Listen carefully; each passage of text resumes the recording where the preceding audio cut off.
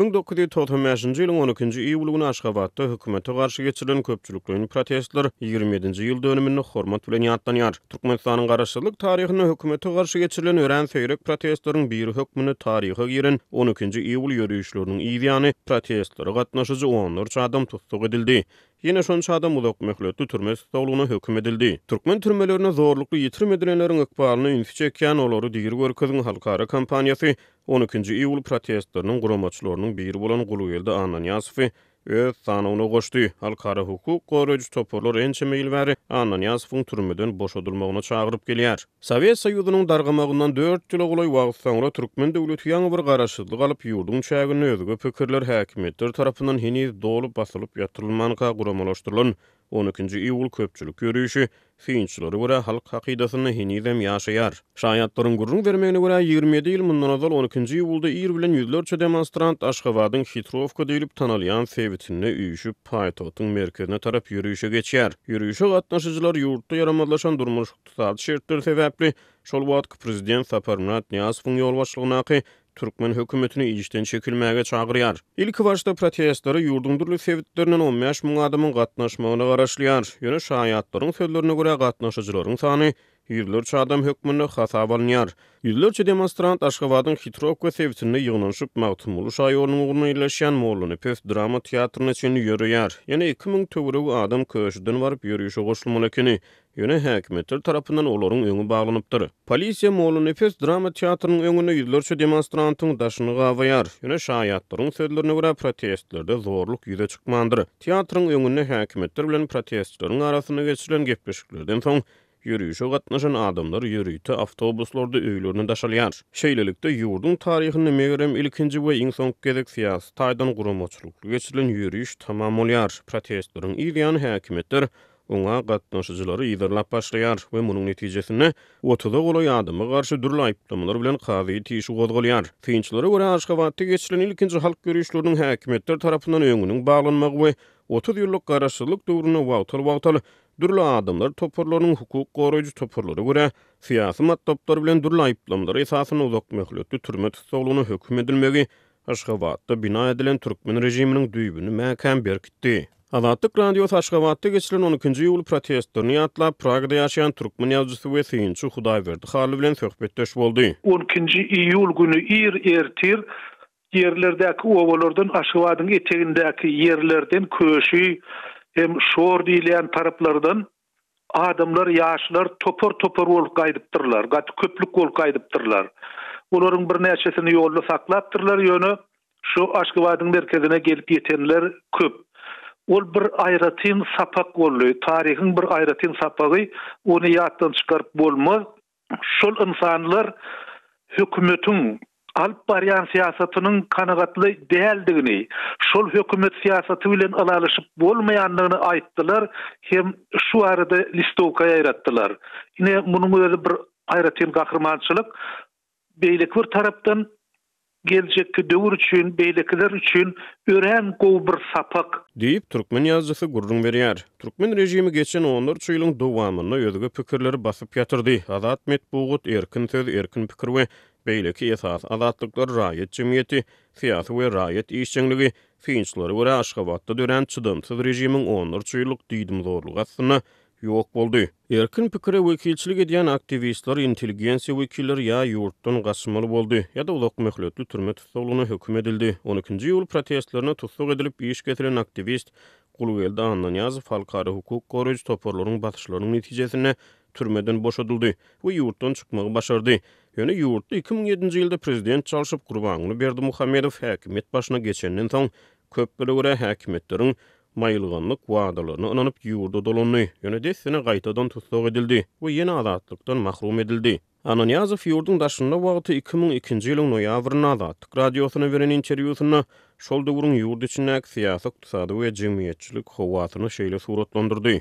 Halkyň ýagdaýyna günnäki çöregini günne zordan tapýar. Hemme millet yaraly gaplan ýaly harlaşyp ýörýär diýip aktivist 20 ýyl mundan ozal Azatlyk radiosuna gurrun berdi. Aktivist soň ýene türmäge düşdi. Onuň yaraly gaplan häsiýetlendiren türkmen halky bolsa, fiýinçilere görä Aşgabatda ymykly kök salan diýdim dor rejimiň berk çäklendirmeleriniň we oýunlarynyň pidasy boldy.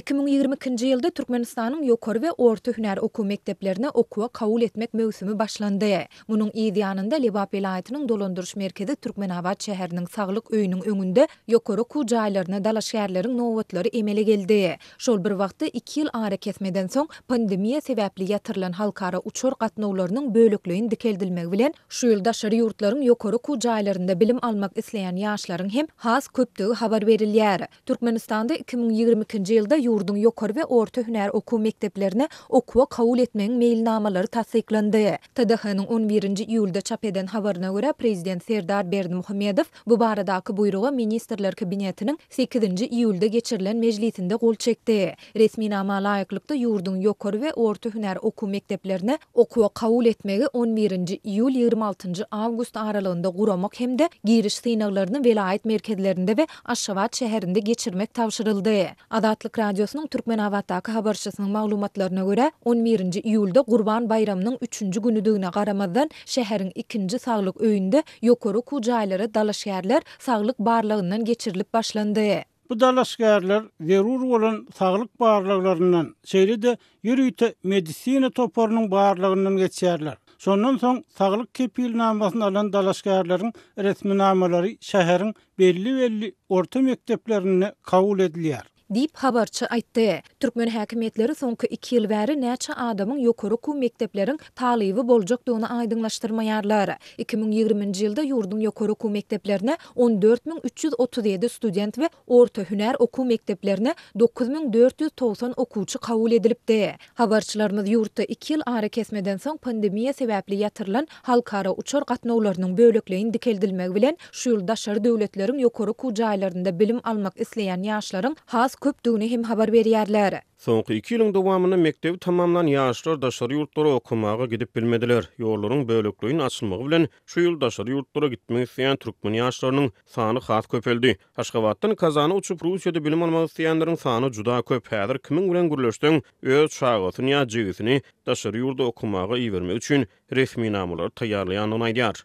Dip Lewaply ýaşaýjylaryň biri muňa ýurdun ýokary okuw jaýlaryna kabul etmek mövsümindäki para berimiň aşy ýokary bolmagynyň esasy sebäp bolýandygyny hem aýdýar. Synçylar we türkmenistanlylar ýurdun ýokary okuw jaýlarynda okumaga isleg bildirýän raýatlardan uly möçörde para talap edilýändigini nygtaýarlar. Muňa garamazdan 2021-nji we 2020-nji ýyllarda habarçylarymyz ýerli ýokary okuw jaýlara okuwa girmäge synanşýan dalaşýarlaryň sanynyň görnetiň artandygyny habar beripdiler. Olar bu ýagdaýy pandemiýa sebäpli ýaşlaryň ýokary okuw üçin daşary ýurtlara sapar etmeginiň öňünde dören päsgelçilikler bilen düşündiripdiler. Galy bersede Lewapda habarçymyz 2020-nji ýylyň fevralynda global pandemiýanyň başynda Hytaýda okuyan 1500 çemesi türkmen talybynyň ýurda getirilendigini hem ýatladýar. Onuň sözlerine görä ýurtda uçur gatnawlarynyň bölekligini dikeldilmegi bilen bu talyplar hem ýokary bilimni daşary ýurtlarda dowam etdirmäge çalışýarlar. Türkmen häkimetleri resmi taýdan açyk yglan edilmeýän çäklendirmelere laýyklykda bu studentlaryň gaýtadan Hytaýa gitmegine we okuwlaryny dowam etdirmegine ruhsat bermeýärler. Şol sebäpli bu studentler başga daşary ýurt ýokary okuw jaýlarynda bilimini dowam etdirmäge synanşýarlar. Dip ogluny daşary ýurda okumaga iýermek isleýän bir Lewaply ene gurrun berdi. Habarçylarymyz daşary ýurtlarda okumaga isleg bildirýänleriň köpdügi sebäpli olary resmi namalary taýýarlamaga kömek etmegi hödürleýän raýatlaryň peýda bolandygyny hem habar berýärler. Bu raýatlar özleriniň bu hyzmat üçin her dalaşýardan 1000 manat alýarlar. Dalaşýarlar özlerinden soralýan resmi namalary bu raýatlara tawşyrýarlar. Bu raýatlar bolsa şol resmi namalar esasında daşary ýurtlaryň ýokary okuw jaýlaryndan zerur bolan dokumentleri şol sanda çakylyk hatyny alyp berýärler diýip Lewaply ene gurrun berdi. Türkmen häkimetleri daşary döwletleriň ýokary okuw jaýlarynda okuyan türkmen ýaşlarynyň sany baradaky statistikany mälim etmeýärler. Pandemiýadan ozalky ýyllarda da ýurdun çäginäki ýokary okuw jaýlaryna girip bilmedik ýaşlar daşary döwletleriň esasan hem Türkiýanyň, Russiýanyň, Belarusyň we Ukrainanyň ýokary okuw jaýlarynda bilim almaga meýil edýärdiler. Türkmen talyplary bu döwletleriň bir näçesinde daşary ýurtly studentleriň iň uly bölekleriniň birini emele getirýärler. Aşgabatyň käbir keselhanalaryna barýanlardan lukmançylyk maskalaryny dakynmak ýene-de talap edilip başlandy. Saglyk işgärleriniň aýtmagyna görä bu talap koronawirusyň ýaýramagy bilen baglanşykly girdilipdir. Türkmen hökümeti ýurtda COVID-19-yň bardygyny keniden resmi taýdan ıkrar etmedi. Azatlyk radiosynyň habarçylary soňky ýagdaýlar barada Türkmenistandan habar berýärler. Şu men klinikalaryň birinde boldum, maska rejimini girdiler diýip Azatlyň habarçysy 8-nji ýylda habar berdi we bir hepde öň şol hastahananyň kabul ediş otogunda we hemme ýerlerinde barýanlara maskasyz ýöremäge ruhsat berilendigini belledi. Diňeçilik boýunça maska dakynmaly. Indi bolsa kabul ediş otaga maskasyz goý berilmedi we ol ýerde hemmeler maskaly diýip habarçy aýdýar.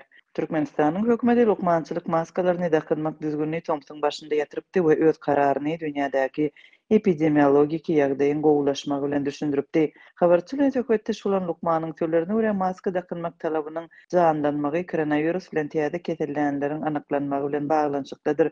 Koronavirus daşary ýurtlardan gelenlerde tapylypdyr we indi maska rejiminiň girdilmegi we beýleki çäklendirmeleriň ýola goýulmagy ihtimal. Koronavirus keseliniň anyklanmagy baradaky habarlar resmi taýdan tasdiklanmady. Azatlyň Aşgabatdaky habarçysynyň sözlerine görä paýtagtyň medisina edaralarynda ilata täze kesel tolkunynyň başlanmagy barada birnäçe aý ozal duýduruş edilipdir, emma bu tasdiklanmadyr. Ondan öň Azatlyň habarçylary Türkmenistanyň günbataryndaky Balkan vilayetinde koronavirus keseliniň täzeden tapylandygyny habar berdiler. 16-njy ýylda yerli habarçy Sowet häkimetleriniň ilada arasynda test geçirmek işini güýçlendirenligini habar berdi. Hususan da Sinak Türkmenbaşa Balkan vilayetine gelip beýleki Sowetlere gatnaýan adamlaryň we harby gullukçylaryň arasynda geçirilipdir.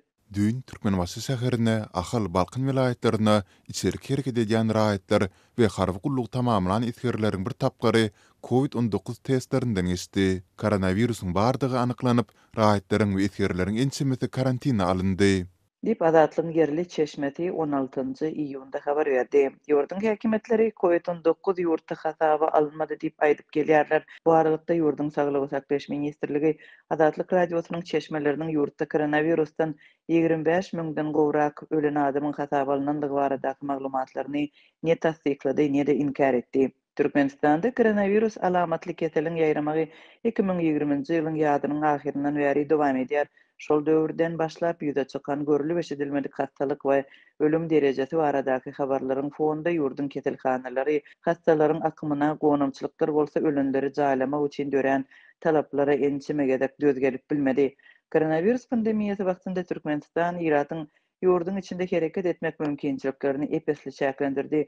Uçar gatnawyny ýatyrdy. Koronavirusa garşy vaksinany hökman etdi we maska dakynmak hem sosial aralygy saklamak talaplaryny girdi. Ýurtda ýylatyň epesli bölegini birnäçe aýlap eklenişden mahrum eden berk çäklendirmeler üçgedek girdildi. Eýun aýynda ýurtda ýylata koronavirusa garşy vaksinanyň 4-nji dozasy edilip başlandy.